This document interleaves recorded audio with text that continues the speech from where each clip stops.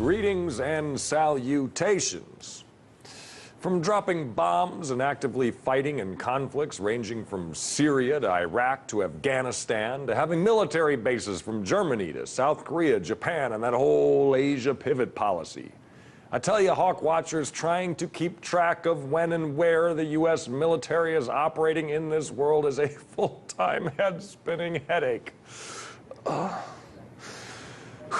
So is it any wonder that when 4 U.S. Special Forces soldiers are killed in the line of duty in the African country of Niger, the #1 question on people's minds across the United States was, wait, what? But, huh? We have troops in Niger? And what the hell are we doing in Niger? Even our own members of Congress apparently have no idea what our military is up to these days and where it stretches and where it stretches. Ooh, I mean, look, you even got to tell me that at the end of the day, even our good buddy, our brilliant buddy, Lindsey Graham and Chuck Schumer, not even they know where that the U.S. even has people in Niger. In fact, at one point, our buddy Lindsey Graham said, quote, to NBC, said, "I didn't even know there was 1,000 troops in Niger." This is from the man who sits on the Senate Armed Services Committee. Thankfully, Senator Rand Paul of Kentucky said what needed to be said about Lindsey's apparent amnesia when Rand Paul tweeted out, "You know you are in too many wars and too many places when even warmonger Lindsey Graham can't keep track anymore." So what exactly is the U.S. mission in Niger, or the rest of Africa for that matter? Well, according to the United States Africa Command website, yes, they actually have a website. The United States military is in Niger because a safe, stable, secure, and prosperous Africa is in enduring United States interest. Niger is an important partner to the U.S. Because, ladies and gentlemen, nothing says friendship more than teaching your friends how to kill extremists and drone bomb their families. Now let's start watching the Hawks. If you want to know what's going on in your city, in your streets. That is true. You're not well read. Yeah. They're clearly not, but these are people on the committees. Lindsey Graham is the biggest war hawk I've ever seen in my life. That's all he can talk about is war. Where are we fighting wars? Yeah, and we've made... That's the disorganization of American empire. Yes. I wouldn't have a problem with us if we were doing what China did. If you were like, look, we're going to tax you more, we're going to give this money, but what we're going to do is build roads and factories and all this stuff and help actually build infrastructure so we can make money. Well, they're there doing business. You know, China's in Africa doing business. They're not in Africa hunting terrorists and you know, drone bombing people and building $100 million drone bases in Niger. They're there. Oh, I'm sorry. Business. Isn't the military doing business? Well, they're there doing business as well. They're there. Not you for know, themselves. Right. Yeah. I mean, look. Just let me give you this list. The U.S. military is active in Africa. Here's the countries: in Chad, Somalia, Libya, Cameroon. Has a permanent military base in Djibouti. And is building that drone base I mentioned in central Niger, $100 million. Defense Secretary James Mattis stated, quote, "We call it foreign internal defense training, and we actually do these kinds of missions by, with, and through our allies." Why? To keep them on the spigot of the military-industrial complex. Yeah, You train them how to do it, so that way then they got to buy the product, and buy our product or a corporate product that we buy. You know, that's what it all comes down to. It's about money. And I guess the only people honestly doing business there realistically is China, because they're making money there above board.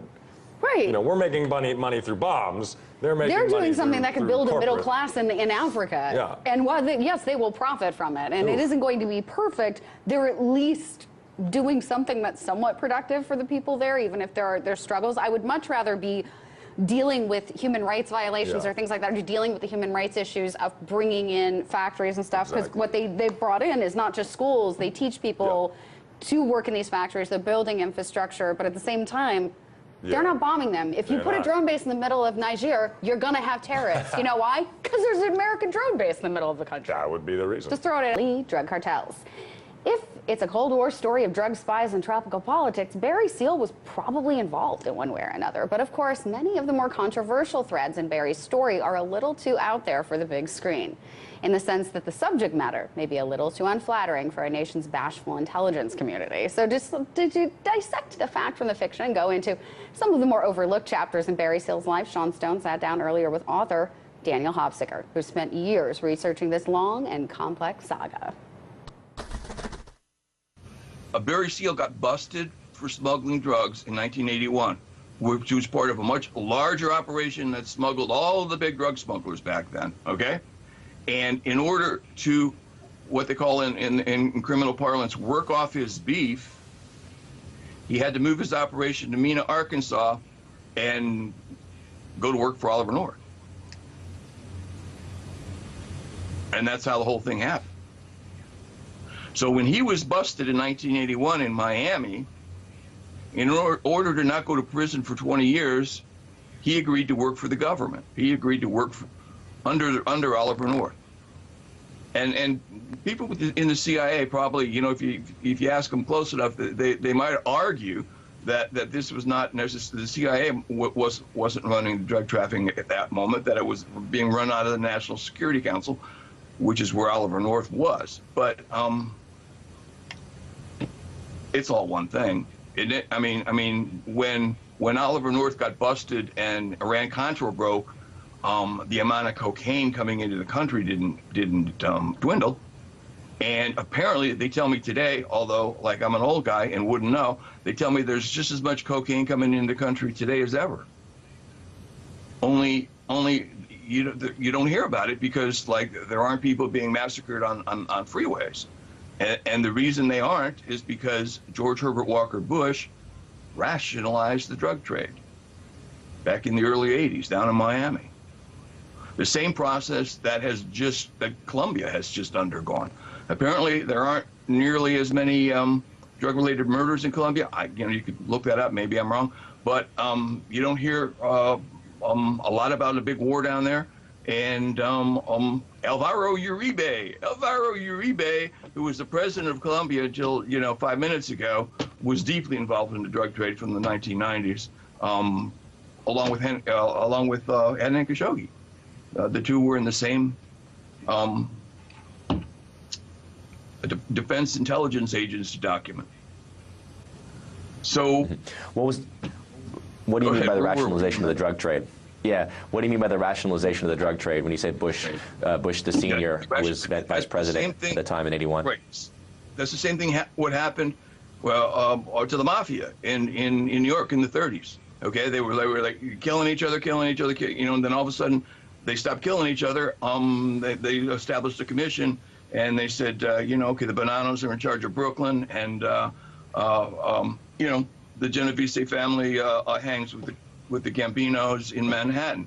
Okay, they rationalized the mafia in New York in the 30s, and so there are no longer, except occasionally, very occasionally, like dozens of mob murders.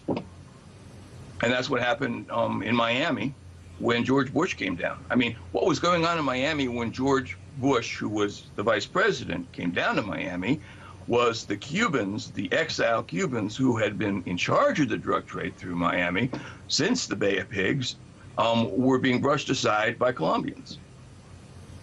And that was what that war was all about. When Time magazine was printing its famous cover, saying, about Miami as a crime zone or a war zone, that was what was going on. Yeah. Depicted it very famously in the film Scarface by the Montana being killed by the Colombians. But no, so when it comes to Barry Seal, there's an interesting allegation, if I recall, within your book about how Seal himself was instrumental in helping to actually organize the Medellin cartel.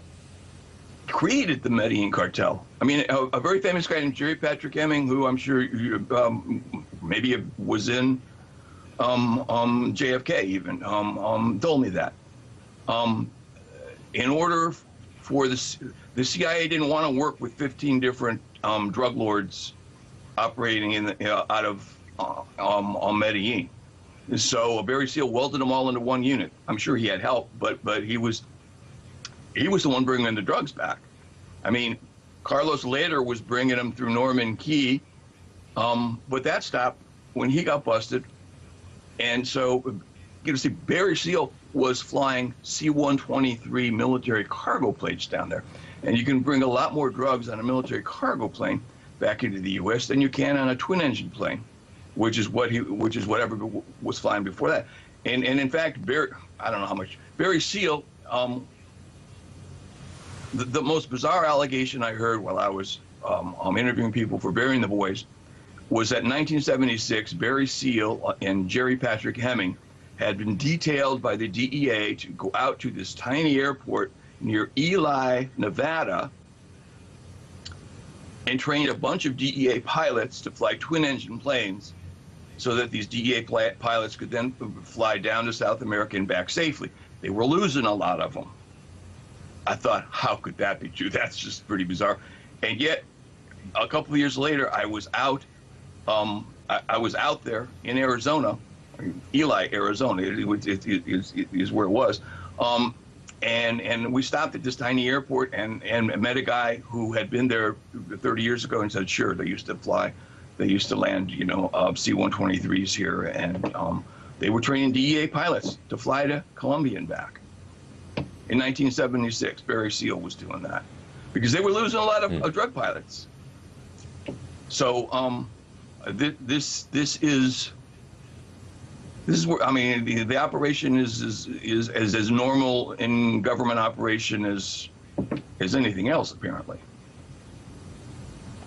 And let's get to the end of Barry's life, because that's certainly contentious as far as the issue of him being murdered by Colombian hitmen because he had basically embarrassed Escobar and company. But within, obviously we know within his address book were people like George H.W. Bush, and there was reason to believe that there might have been a relationship, or not just a relationship, a reason, a motivation for Bush and Oliver North and company to want to silence Barry Seal at that point in '86. So tell us what your investigation found as far as the reason for his murder.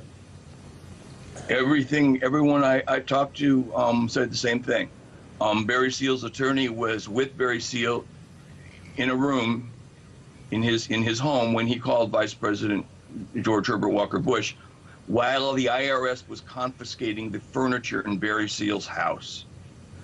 And Barry Seal was complaining to Vice President Bush that this was not the deal he had signed with Bush, and that if he didn't call off the IRS agents out of the house, Barry was going to expose the Contra cocaine thing.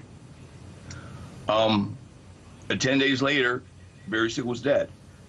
And his attorney, who was in the room with him when he made that call, believes that that call is why he died. Okay?